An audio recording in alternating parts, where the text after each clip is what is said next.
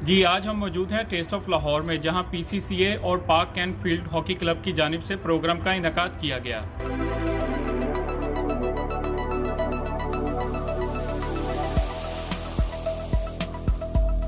Programme test of Lahore restaurant Vancouver में पाकिस्तान की शान साबिक हॉकी चैंपियन शहबाज सीनियर के एजाज़ में किया गया।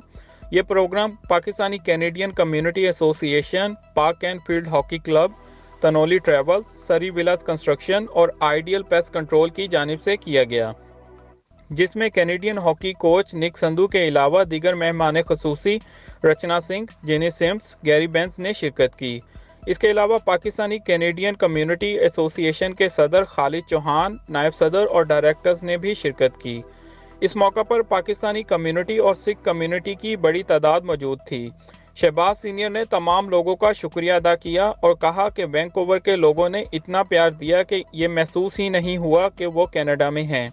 इनका मजीद कहना था, कैनेडियन गवर्नमेंट के हॉकी के लिए इकदामात काबिल तहसीन हैं।